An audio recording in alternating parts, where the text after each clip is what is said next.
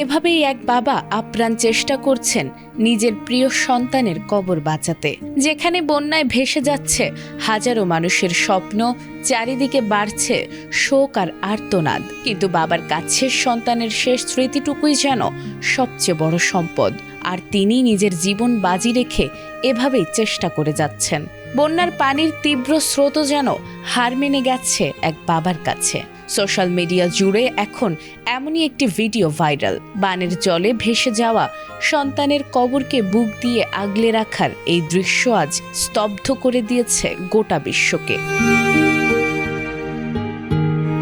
বন্যায় মানুষ নিজের ঘর বাঁচায়, সে সম্বলটুকু বাঁচানোর আকুতি জানায়, কিন্তু প্রকৃতির সব নিয়ম আর নির্মমতাকে বৃদ্ধাঙ্গুলি দেখিয়ে এই বাবা বাঁচানোর চেষ্টা করছেন তার কলিজার টুকরো সন্তানের শেষ চিহ্নটি, যেখানে পরম শান্তিতে ঘুমিয়ে আছে তার আদরের সন্তান। Optical brighter photo catalyst active granule সমৃদ্ধ বসুন্ধরা পাওয়ার ওয়াশ।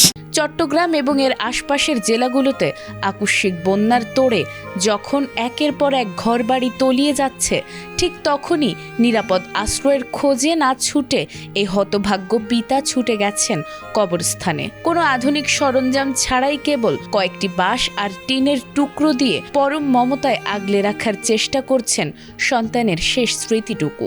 একদিকে নিজের জীবনের চরম ঝুঁকি, অন্যদিকে মৃত সন্তানের প্রতি সীমাহীন ভালোবাসা। এই দুইয়ের মাঝে দাঁড়িয়ে এক বাবার একাকী লড়াই আজ সামাজিক যোগাযোগ মাধ্যমে লাখো মানুষকে কাঁদিয়েছে।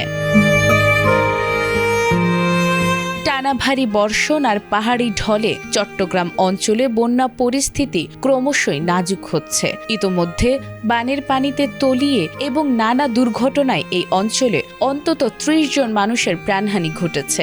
লাখ লাখ মানুষ এখন পানিবন্দী। উপদ্রুত এলাকাগুলোতে উদ্ধার ও ত্রাণ তৎপরতায় কাজ করছে বাংলাদেশ সেনাবাহিনী। তবে সব ক্ষয়ক্ষতি আর পরিসংখ্যানকে ছাপিয়ে বানের পানির তোড়ে বুক চিতিয়ে দাঁড়িয়ে থাকা এই বাবার ছবিটাই যেন হয়ে উঠেছে সবচেয়ে বড় এক হৃদয় বিদারক দলিল। নাজমুন নাহার জান্নাত, এটিএন বাংলা।